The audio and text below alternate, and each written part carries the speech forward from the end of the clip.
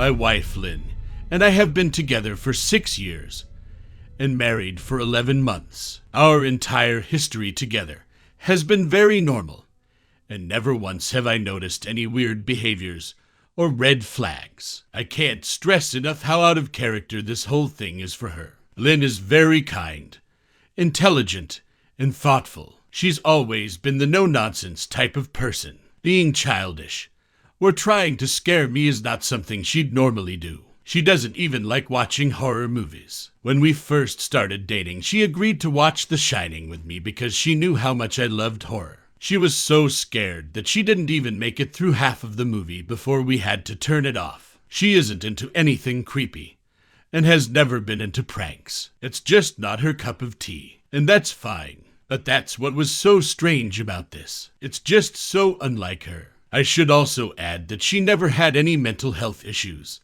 and as far as I'm aware, it doesn't run in her family. I know some people are able to hide their mental health problems, but in the 6 years we've been together, I think I'd have seen some sort of sign. 2 months ago, I was in the kitchen making myself some coffee before work. I was running a bit late that morning and knew I wouldn't be able to make it to Dunkin' Donuts for my usual morning fix. I took a sip of my coffee as I hurried down the hall towards the front door, when I happened to notice Lynn peeking at me from around the corner ahead of me. I could only see her eyes and a strand of her long dark hair hanging against the wall. The rest of her body was concealed behind the corner. I nearly spilled my coffee when I saw her. I did burn the shit out of my lips. "Geez, Lynn," I said, wiping a few drops of coffee from my pants. "You scared the shit out of me." She immediately popped out of view like a little kid that had been caught. I heard her scurry off towards the living room,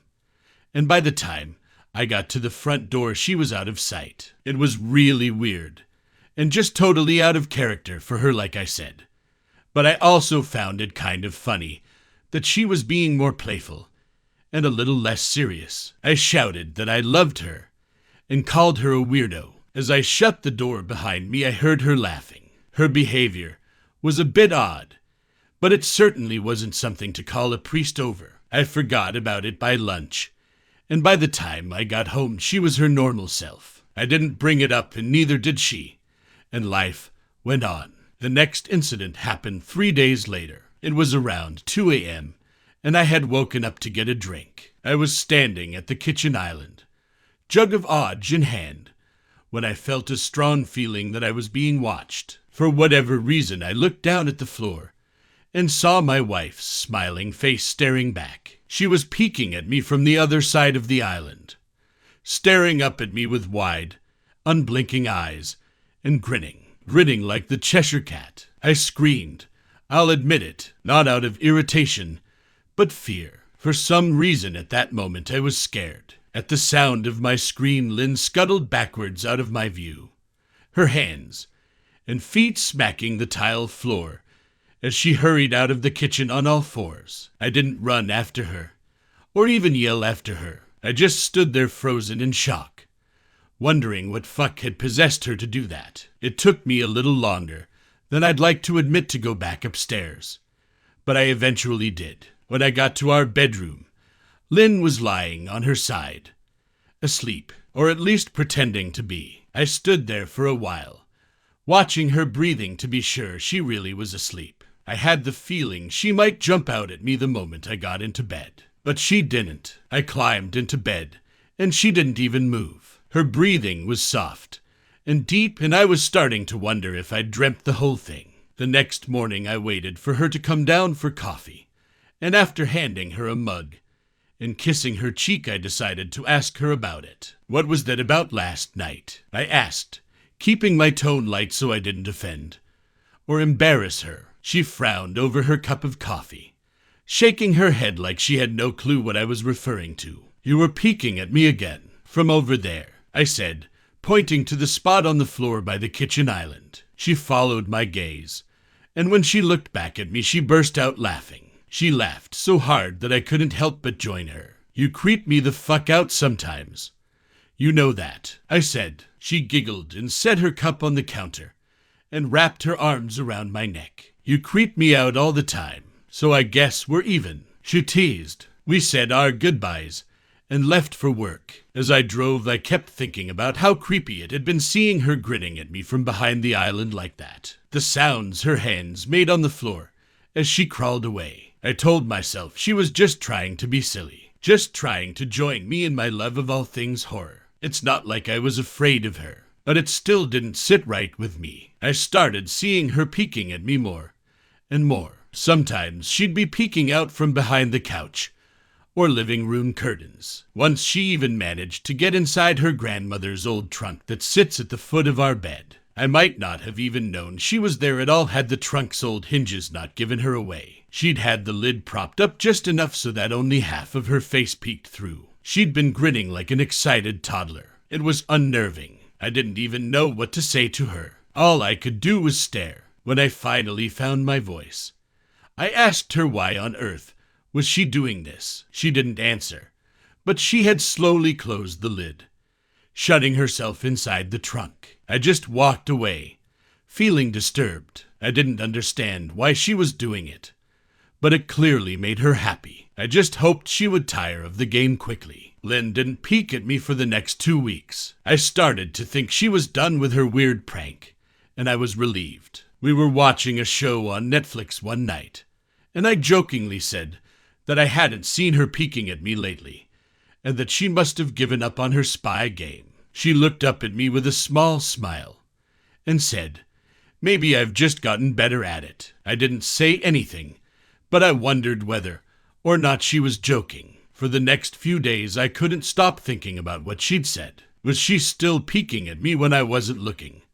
and I just hadn't noticed? And if so, what the hell was she getting out of this? I started to feel paranoid, constantly checking whether she was watching from around the corner or behind a door. I was jumpy whenever I was home, and she wasn't in full view of me. I felt stupid and a little crazy, but after a few weeks without another incident, I began to relax. I stopped checking behind furniture and walls and told myself it was just a bad memory. That a few days ago things got so much worse. Lynn left to go to a friend's, and I lounged on the couch and played a couple games on my laptop. Around 9 p.m., I hopped in the shower, and as I was washing the soap from my hair, I felt that awful feeling that I was being watched. I slowly opened my eyes and almost had a fucking heart attack. Lynn was peeking from behind the shower curtain.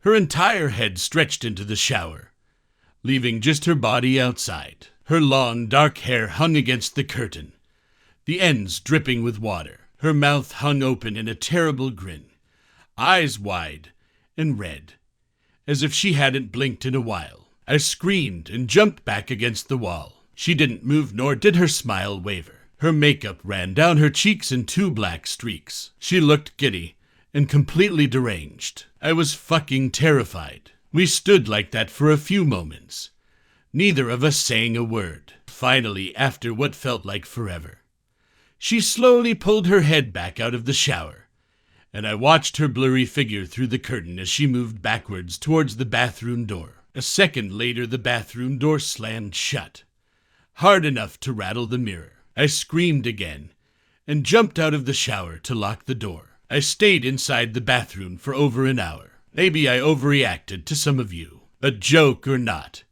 I wasn't going to put up with the crazy shit anymore. That's what I kept telling myself as I paced in my bathroom, stopping to listen at the door every few minutes. Suddenly, I heard a muffled sound, and I pressed my ear against the bathroom door, straining to listen. I couldn't hear anything, but I envisioned Lynn standing on the other side of the door, giggling at her joke. I felt a surge of anger. I was beyond pissed at being made to feel scared in my own house, and made to hide in the bathroom for an hour. All for what? Some joke. If it was a joke, it was an awful one. What the fuck, Lynn? I snapped. This shit is getting really fucking annoying.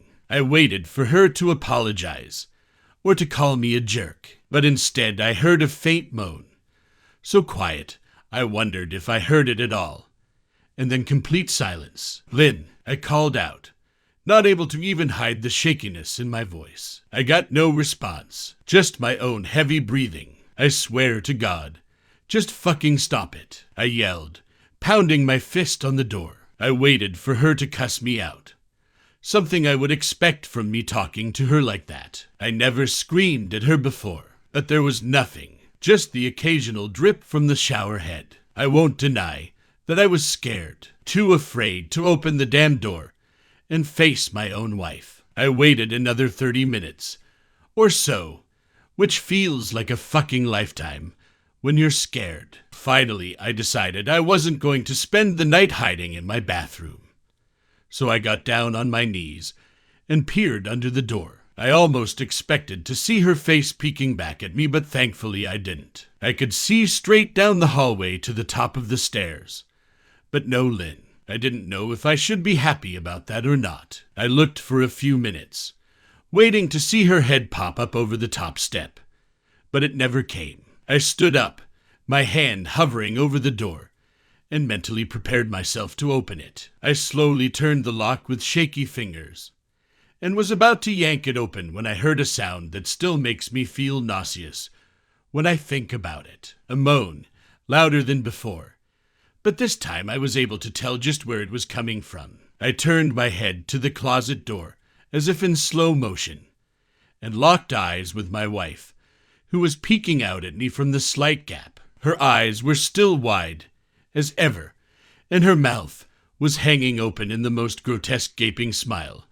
I'd ever seen. I didn't even scream. I was too scared for even that. Her hands were clasped to her chest, body trembling with sheer delight, as if she could barely contain her excitement. A short, raspy moan bubbled up from her throat, deep and raw, sending a shiver through my entire body. Somehow I found the ability to pull the bathroom door open and ran as fast as I could all the way down the steps, snagging my keys and phone from the table in the living room before running outside to my car. I could hear her shrill laughter behind me, but I didn't hear her getting closer. I didn't bother shutting the front door. I drove away from the house faster than I legally should have, shivering the entire time, either from fear or the cold, maybe a little of both. I hadn't grabbed a coat or even a pair of shoes. I was still in my boxers, and my hair was still damp.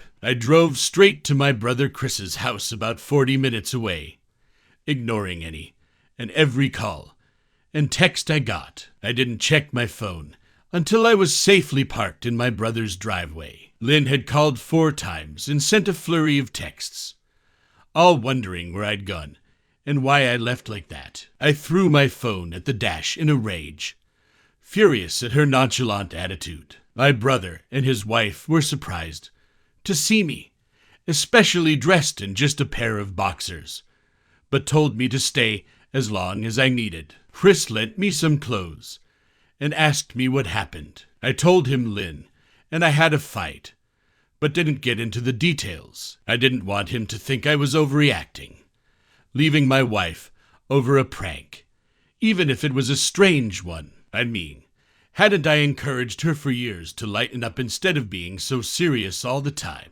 I had wanted her to relax and loosen up, but this was definitely not what I'd had in mind. I tried to sleep on their sofa, but my brain wouldn't let me sleep. Every time I closed my eyes, I saw Lynn's face staring at me from inside the closet. Knowing she'd been in there with me the entire time made my skin crawl. She'd never left the fucking bathroom at all. Instead, she slipped inside the closet and slammed the bathroom door shut to fool me. The mere thought of going back home gave me anxiety. I tossed and turned, unable to sleep. Chris ended up giving me a sleeping pill, so I was able to get a little rest. My sleep was filled with terrible dreams, all of Lynn's smiling face. I woke up just as the sun started to rise. My sore body ached from the sofa, and I felt drained. I knew I'd have to call Lynn at some point, but I didn't know what to say to her. I wouldn't be going home unless she gave me her word she'd never do any more creepy shit. I just wanted my wife back. Her normal, serious self never looked so good to me. I was contemplating calling her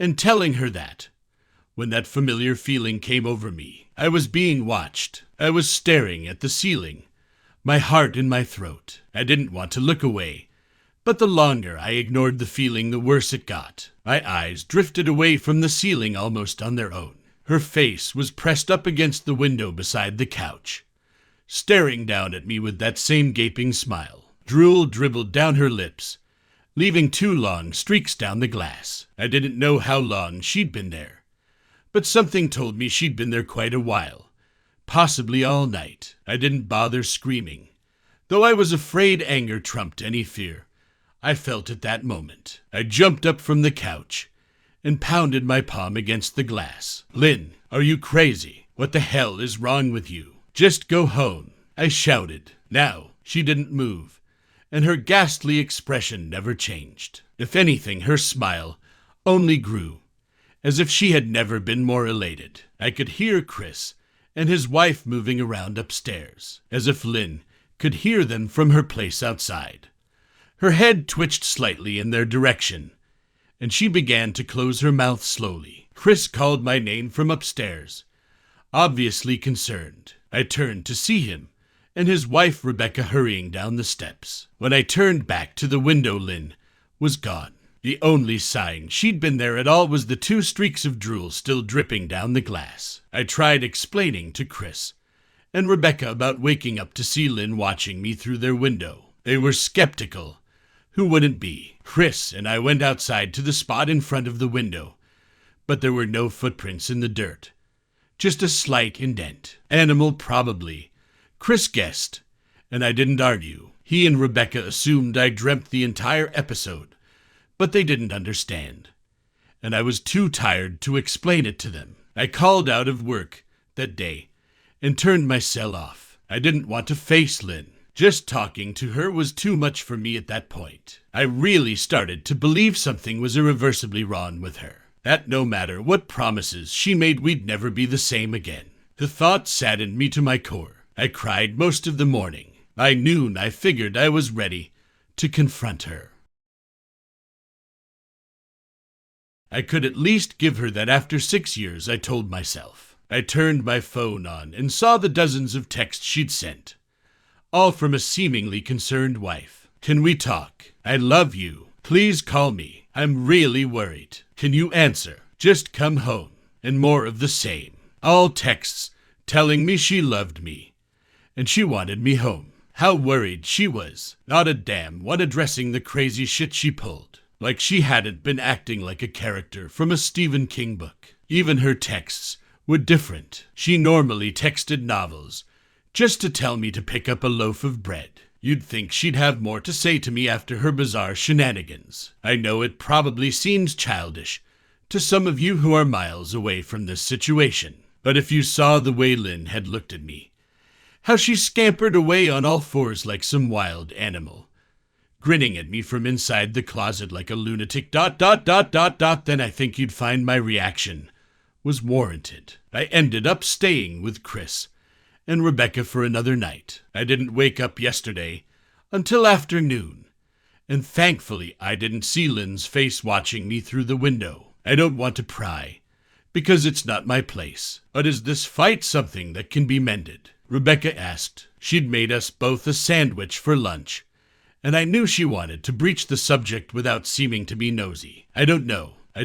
She's like a different person, I said, choosing my words carefully. I still wasn't ready for her, or Chris, to know the full extent of the batshit craziness I had been dealing with. People change, Ben, but she's still the same woman you married. Maybe you both just need to talk through your issues. Whatever's going on, I'm sure it can be fixed, she said, ever the peacemaker. I think it's beyond that now. I don't think talking would help. I just don't trust her, I said. The words stung in my heart. I missed and loved my wife, but how could I live with someone like that? Living in constant fear didn't sound too appealing. Lynn loves you. She has to be absolutely crushed, she said. I don't know about that, I said. Well, she certainly seemed like it to me. I've never seen her so upset. Very much unlike the Lynn I know, Rebecca said, shaking her head sadly. It took a full minute for her words to really sink in, and when they did, I felt dread worming its way through my skin. Wait, what do you mean? You saw her? You saw Lynn? I asked, my mouth suddenly dry. Rebecca nodded casually, as if that fact wasn't nightmare fuel. She stopped by this morning just after Chris left for work, she said, cleaning the plates from the table. I didn't see her car, though. Maybe she took an Uber or something. Beck, what did she say? Did she come inside? I asked, sweat starting to break out on my forehead. I began looking around, examining corners, as though a predator lurked behind them. No, she just asked if you were awake yet, and I said that you weren't. I asked if she wanted me to wake you, but she said no. Just said to let you sleep, she said as she washed the dishes. That's all. She didn't say anything else. I asked. No, she looked awful though, like she hadn't slept in days. I think you should call her. I got up from the table and thanked Rebecca for lunch. I felt a little bit better at the knowledge that at least she hadn't come inside. Still, I needed to double-check that the doors were locked. I sat for a while trying to figure out what to do next. I didn't want to go home, but I felt that I owed it to Lynn to help her if I could. Hadn't I swore an oath to love and honor her through sickness and in health? Clearly, she was very sick. If she was sick, which I truly believed she was, I had to try and get her the help she needed, but I didn't even know where to start. I didn't want to call the police. And besides, what the hell was I going to tell them? That my wife was peeking at me, that she was being creepy, as bizarre as she'd been. She still hadn't committed any crime. Not yet anyway. The police would have probably said that I was overreacting. But this wasn't some prank. It felt wrong, dangerous even, like something sinister lurked beneath her smile. I knew as her husband I was well within my rights to have her committed. But what if she simply acted normal in their presence? She'd obviously been able to fool Rebecca into thinking she was just a concerned wife. As long as the doctors didn't find her a danger to herself or others, they'd have no choice but to release her after 72 hours. I felt lost and overwhelmed, so I did what any husband in my position would do. I called her mother. I didn't want to.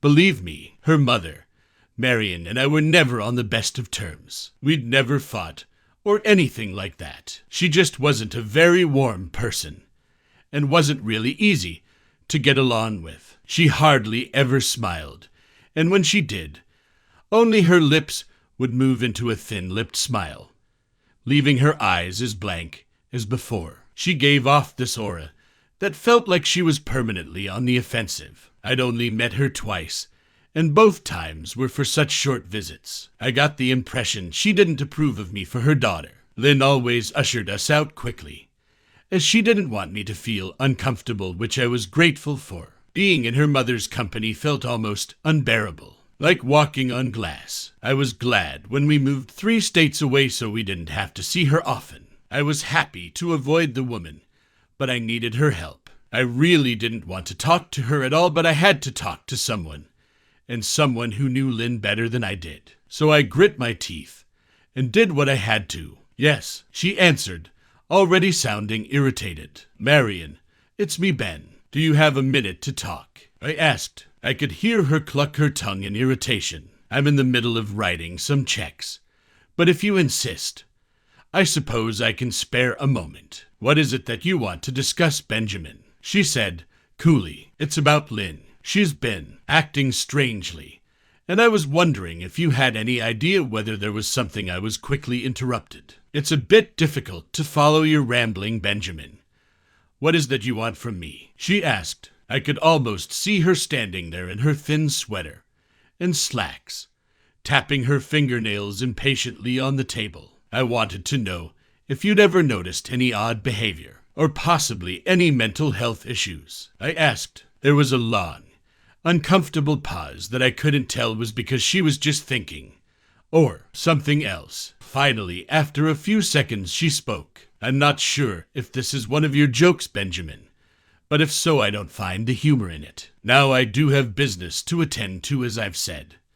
So if you don't mind, she said, but I cut her off before she could get rid of me. Marion, it's not a joke. I'm sincerely concerned about Lynn's mental health. Her behavior has been very erratic lately. I'm very worried about her, and I figured, as her mother, you would be as well," I said, my frustration evident in my voice. "If you're truly concerned, then I suggest you get the health professionals involved. I don't know what you expect of me." She snapped. I could tell she was seconds away from hanging up, and for some reason I was desperate not to let her. I had the feeling that she knew a lot more than she was letting on. "Please, if not for me, do it for Lynn." I tried. I heard a faint, shaky intake of breath, as if she were trying to hold her steely persona together, but failing. "Marion, what's WR?"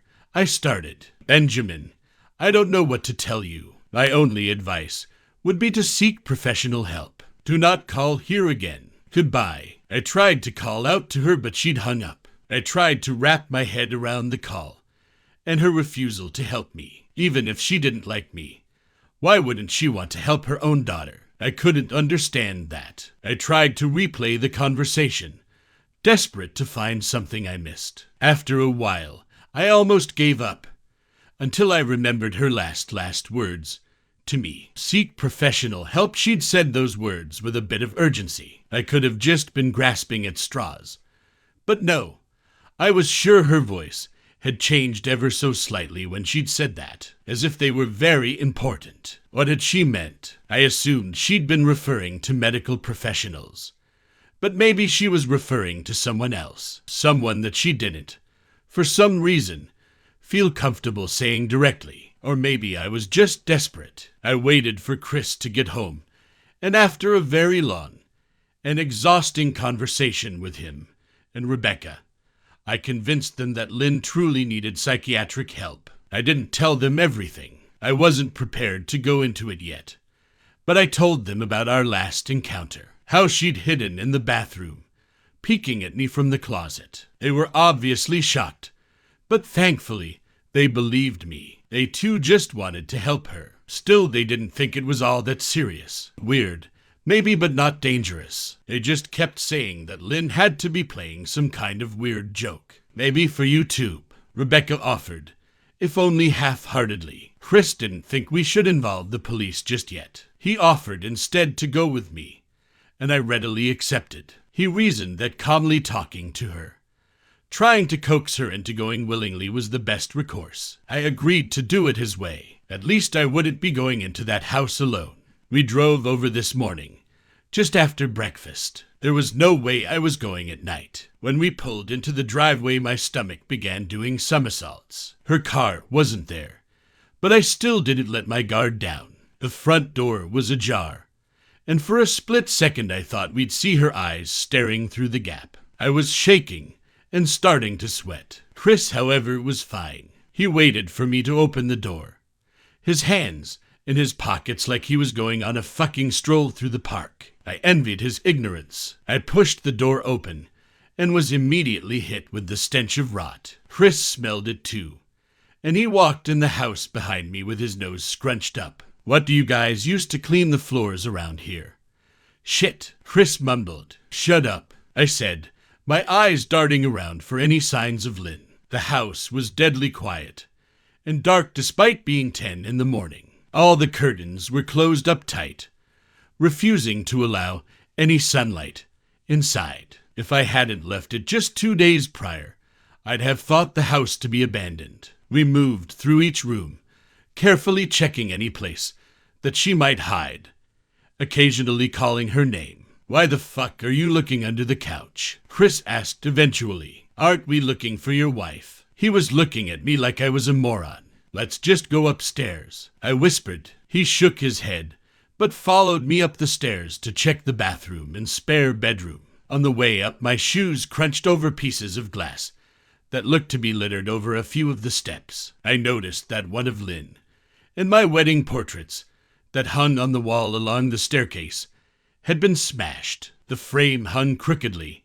all the glass removed. I stared at the picture, a lump forming in my throat. We had taken the photo just after leaving the church, after saying our vows. She looked so beautiful in her white gown. I looked at Lynn's beautiful face. I never dreamed her face would ever be a source of terror for me. We climbed the rest of the steps and checked the spare bedroom, but it looked completely untouched. I was hesitant to go into the bathroom, my fear from that night coming back to me all at once. Chris noticed and offered to go in by himself, but I couldn't let him do that. So we walked in together, checking the closet and the shower. The bathroom looked as if it hadn't been touched since the night I left. "I don't think she's here, Ben. Why don't you pack some clothes, and we'll try coming back tomorrow, or something," Chris said. I nodded and went into our bedroom and shoved some clothes into a duffel bag. When I checked inside our closet, I came across the source of the smell and gagged. Chris took one look and lost all color in his face. He had to go stand by the stairs to get away from the sight and smell. I gazed down in shock at what lay inside my bedroom closet. Soaking into the rug were at least a dozen eyeballs, all carefully laid out in pairs. Some were as large as a quarter, while others were as tiny as a marble. I stared down at the eyes she'd collected from small animals, and I wondered how she'd gotten them, and shuddered at the thought. Man, I thought I had it bad with Becca's shoe addiction. But fuck me, your wife's in here collecting eyeballs, Chris said, gagging. "Ben, I think we should go," he called from the hall. "I'm getting nauseous." "All right." I grabbed my duffel and shut the closet door on my new nightmare. I stepped out into the hall and took a deep breath of air. I could taste the rot on my tongue, and I couldn't help but gag. Who the fuck lines up eyeballs in their closet like that? Chris mumbled. "I tried to tell you she needed help." I said, "She doesn't need help, Ben. She needs a fucking exorcist." He said, "You coming or what?" I can't stand the smell. His words died in his throat, and his eyes grew wide with fear. I didn't ask him why. I could feel it. Someone was watching me, and I didn't think it was the eyes in the closet. I turned around, my eyes slowly scanning the bedroom. "Christ," I whispered, as I finally saw what we'd missed. Under the bed, curled on her side, watching us with the excitement of a kid on Christmas morning, was my wife. She held her hands together just under her chin, and they were shaking eagerly. Now that she knew she'd been found, I could hear the quiet noises she was making, a sort of hiccuping sound in her throat, as if the excitement was just too much for her. It was unnerving, to say the least. Wide eyes, and that same huge smile. Everything in me told me to run, but I forced it away. This was my wife. No matter how twisted, she was still the woman I married. I had to help her. "Lynn," I said softly. She didn't respond, but her head bobbed back and forth in two quick little movements as if she were nodding. "Baby, I just want to help, okay? Can you let me do that?" I asked. I had taken a single step forward, approaching her like some kind of dangerous animal. "I love you, Lynn," I said softly, taking another step closer. She let a tiny moan escape her wide-open mouth, and I had to resist the urge to run. Her shoulders were starting to quiver, and her eyes grew as large as saucers. I crouched down so I could see her better, and immediately saw the blood. Her hands were covered in it. They trembled more the closer I got, as if she was barely able to contain herself. "Lynn, are you hurt? You're bleeding," I said. She bobbed her head again, her bloody fingers moving up and down, as if playing an invisible piano. They occasionally grazed her chin, leaving smears of blood on her skin. I wanted to recoil in disgust. The smell that was coming off of her was revolting. I could feel the vomit trying to climb up my throat. Her lips were dry and stretched thin, blood seeping between the cracks. I knew she wouldn't come out on her own, but I didn't want to leave her in the state she was in. I scooted closer and reached out to her. The excited hiccuping sounds got louder, and her hands shook, fingers flexing. It was then that I could see the blood oozing from in between her fingers. "Oh my God, Lynn, you're bleeding," I said. Instinctively, I reached out to take her hand, but before I could even touch her, her hand sprang out towards me. A sharp pain shot through my arm, and I fell back on my ass. My arm burned, and I could see the blood dripping down onto the carpet. I looked back at her in shock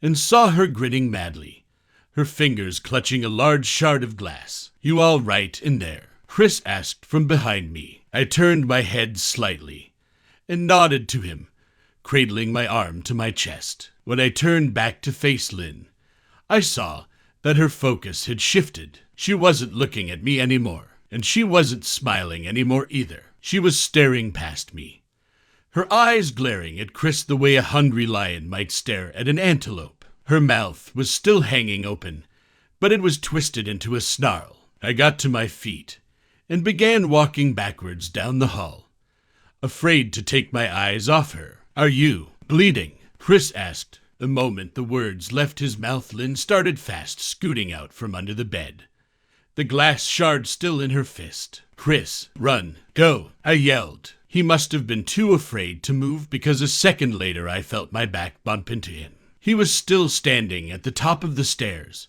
staring at the horror that was my wife. Lynn had crawled completely out from under the bed and stood in the bedroom doorway, her face twisted in rage. Her whole body was visibly tense. Blood ran down her fingers and onto the floor. "Jesus, Lynn," Chris said. "You are playing hide and seek." I reached back and pushed him towards the steps. "Move your ass, Chris," I said, as quietly but firmly as I could. Lynn bobbed her head in fast, sharp motions and began to grin, stretching her mouth open wider and wider so that her chin seemed to touch her chest. I heard Chris mutter a prayer, and then he was running down the stairs. I stood at the top of the steps, stuck between the love for a woman who clearly needed serious help and self-preservation. "I only want to help," I said, choking back tears. Her eyes focused on me once again as she slowly lifted the glass, holding it out in front of her, and then she started sprinting towards me, grinning with utter excitement. Thankfully, my body took over, and I flew down the stairs, skipping 2 or 3 at a time. I made it to the front door before I felt her leap onto my back, wrapping her arms around my neck, her open mouth next to my ears, so that I could hear those terrible hiccuping sounds up close. I shook her off me, knocking her to the floor. I felt a searing pain in my back as she went, but I tore open the front door and bolted to my car. Chris was standing in the front yard, talking on the phone with the police. I didn't say a word. I just ran to my car and jumped in. Chris took the hint and followed me. Still on the line with 911, I watched the rear view mirror. Sure, I'd see her there, running after us, but I never did. I went straight to the and got 11 stitches in my arm and 3 on my back. The police asked a lot of questions and went back to the house to do a search, but of course, Lynn wasn't there. They advised me to stay with a friend or relative for a while and to file a restraining order as soon as I could, but none of those things would matter. Somehow, I just knew. I dropped Chris off at home and went to a motel an hour away. I wanted to put as much distance between me and Lynn as I could. This is where I've been for the last 4 hours. I thought maybe the police would find her. Maybe they'd get her the help she desperately needs. But now I don't think so, because 40 minutes ago I got a text from an unknown number. Just 3 words: "I found you," and a picture attached. The picture was dark and grainy, but I instantly knew what it was. There was no mistaking my wife's eye. I started typing this out immediately after. I don't know what to do. I'm alone and scared, and I can't help but feel that I'm being watched.